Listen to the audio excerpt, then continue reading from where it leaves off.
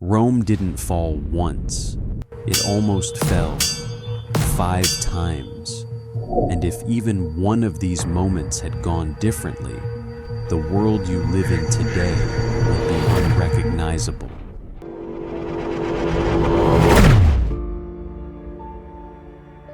Before emperors, before glory, Rome almost died as a small, scared republic when a storm of steel came howling out of the north. Rome's first near-death experience begins not with emperors, but with a frightened little republic in 390 BC. From the north come the Gauls, tall, wild-haired warriors led by a chieftain named Brennus. No grand strategy, no formal declaration of war, just a tidal wave of steel and fury rolling towards a city that isn't ready.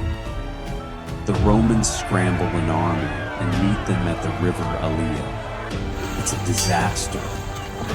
The Roman line breaks. Men throw down their shields and run. The road to Rome is suddenly, terrifyingly open. Soon the Gauls are inside the city. Houses are looted. Temples are desecrated. Flames crawl up wooden beams and into the night sky. Rome, the future master of the Mediterranean, is, for the moment, just another sacked town. Only the Capitoline Hill holds out, a rocky island of resistance in a sea of ruin. Days turn into weeks. Food runs low.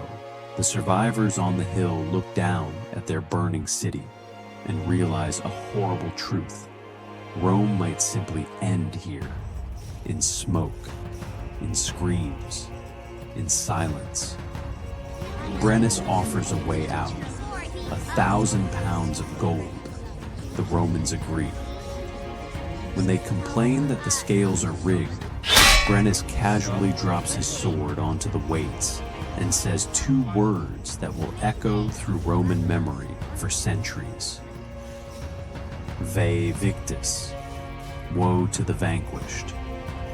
Right there, Rome looks finished, humiliated, broke, half depopulated, surrounded by enemies who've just seen how easily the city can be taken. But this is where something strange happens. The Gauls leave. Maybe it's plague in their camp. Maybe they've been bribed.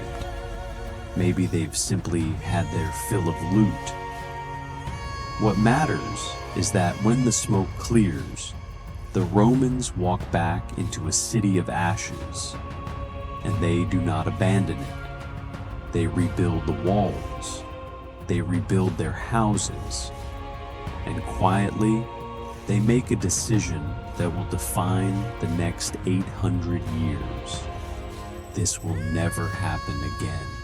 Rome survives the Gauls, but survival isn't safety. Because a century later, in 280 BC, a Greek king named Pyrrhus marches into Italy with something Rome has never faced before. 2 generations later, Rome isn't a victim anymore. It's expanding, swallowing towns across Italy, turning former allies into subjects. And that's when a Greek city in the south calls for help. Their hero arrives by sea, Pyrrhus, king of Epirus. A man some ancient writers compare to Alexander the Great. He brings something Rome has never faced before: war elephants, living tanks. The Romans don't even have a word for them yet. They call them Lucabos, Lucanian oxen. To Roman ears, they sound like monsters out of a myth. At Heraclea, in 280 BC, the Roman legions do what they always do: advance in tight, disciplined formations, shields locked, standards high. Then the elephants hit, The ground shakes, horses panic and rear.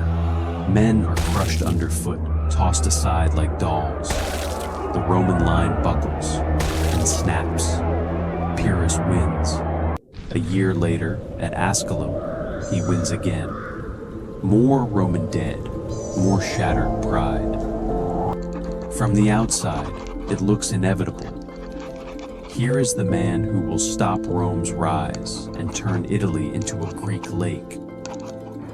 But Pyrrhus can read the battlefield better than anyone. And he knows what his own victories are costing him, his veteran officers, his irreplaceable companions, the hardcore of his army, the men who followed him for years. Rome leaves 15,000 dead on the field. Pyrrhus loses 4,000 of his best. Veterans he cannot replace. Someone congratulates him on another triumph. He answers with a bitter smile. If we are victorious in one more battle with the Romans, we shall be utterly ruined. A Pyrrhic victory. A win that kills you. Across the battlefield, the Roman Senate sees the same casualty lists, the same ruined armies. But they make a dissonant calculation. They can raise more legions. They have a bottomless pool of citizens ready to fight. So Rome refuses Pyrrhus's peace offers. No deals, no surrender, no carved up Italy. They will outbleed him. And that's exactly what happens. Exhausted, broke, and frustrated, Pyrrhus sails away. The conqueror of Rome leaves without conquering anything. Rome has survived its second brush with oblivion.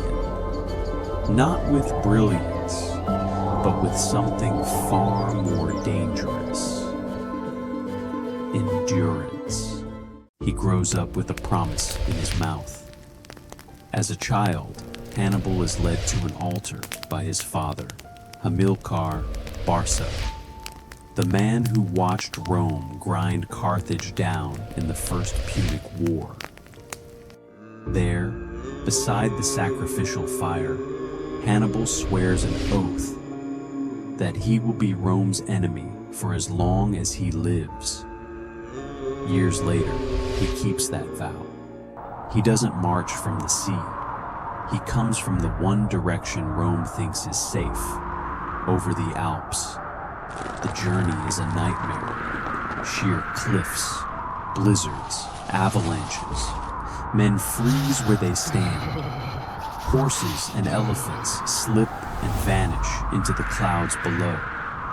By the time Hannibal reaches Italy, he has lost almost half his army. But the men who survive are forged. On the icy banks of the Trebia at Lake Trasimene, Hannibal does what no one is supposed to do. He outthinks the Romans. He lures them into traps, strikes from fog and hill and marsh, tears whole consular armies to pieces. Rome keeps raising legions.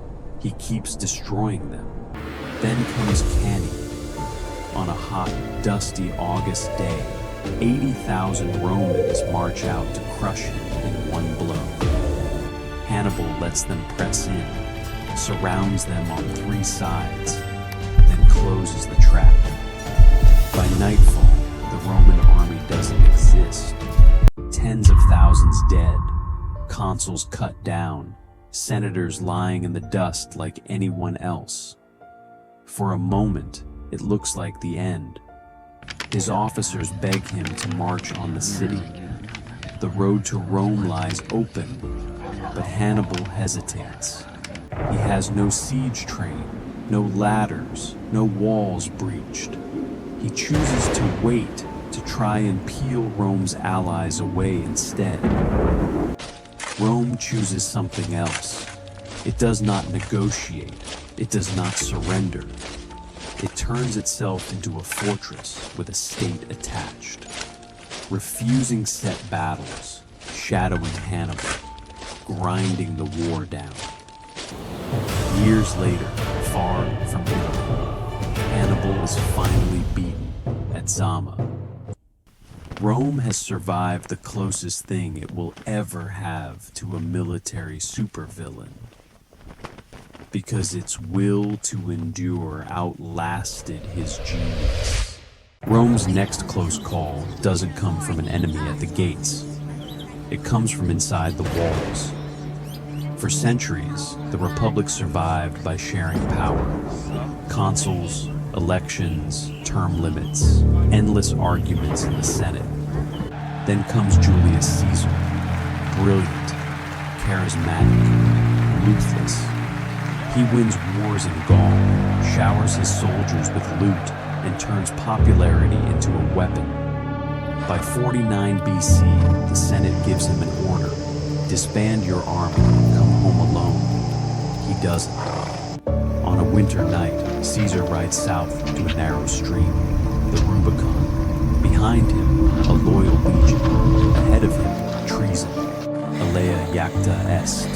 The die is cast. He crosses. For 4 years, Rome tears itself apart. Caesar versus Pompey, Senate versus army, Roman against Roman. Caesar wins. He is made dictator. For the first time in 500 years, Rome has a single undisputed master. Some see stability, others see the end of the Republic. On the Ides of March, in 44 BC, 60 senators circle him in the Senate House.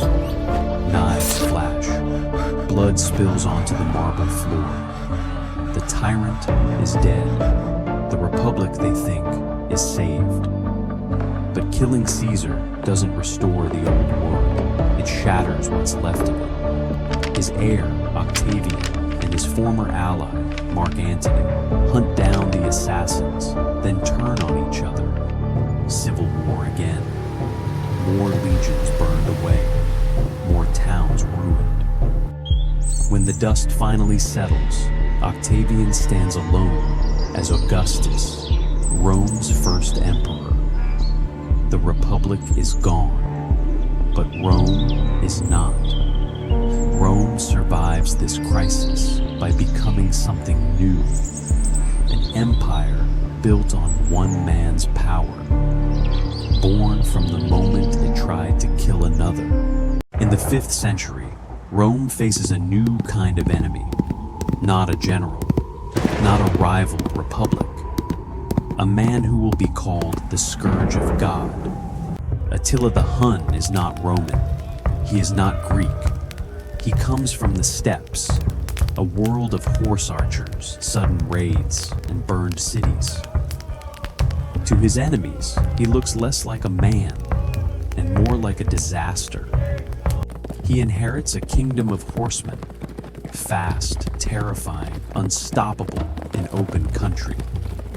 Under Attila and his brother Bled, the Huns smash into the Eastern Roman Empire, tearing through the Balkans all the way to the passes of Thermopylae.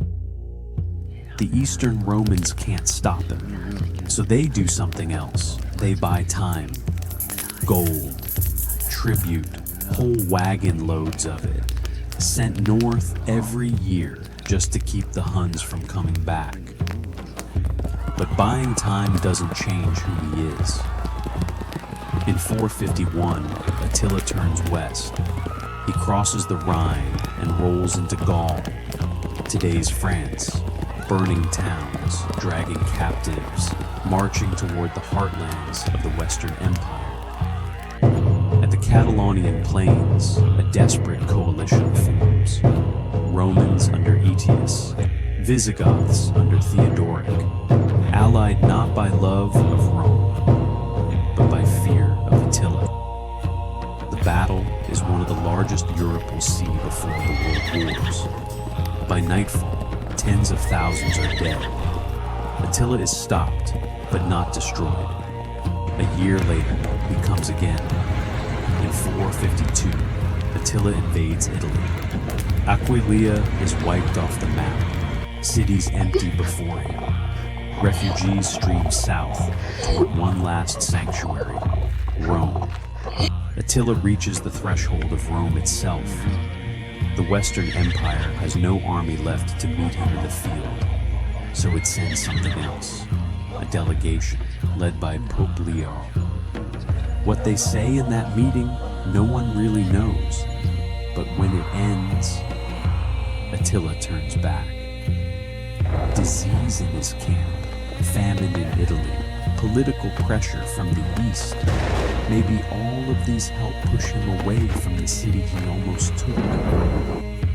A year later, on his wedding night, Attila dies suddenly. Within 2 years, his empire rips itself apart. Rome is still standing, not because it beat him in open battle at its gates, but because chance, plague, diplomacy, and timing all stacked up in its favor. 5 moments, 5 brushes with oblivion. A city burned by Gauls, yet rebuilt from ashes. A foreign king winning himself to death. An enemy genius slaughtering Rome's armies, but not its will. A republic that nearly tears itself apart from the inside. A ghost empire staring down the last great barbarian at its gates. Each time, the logic of history says, Rome should fall now. Each time, something, stubbornness, luck, manpower, money, faith, fear, keeps it alive just a little longer. Maybe that's what eternal really means. Not that Rome can't die, but that for centuries, when it should have died, it didn't. The question isn't just how Rome survived these 5 near deaths. It's this. In our own time, when great powers stand on their own rivers, face their own Hannibals, their own Attilas, who will step back from the edge? And who will fall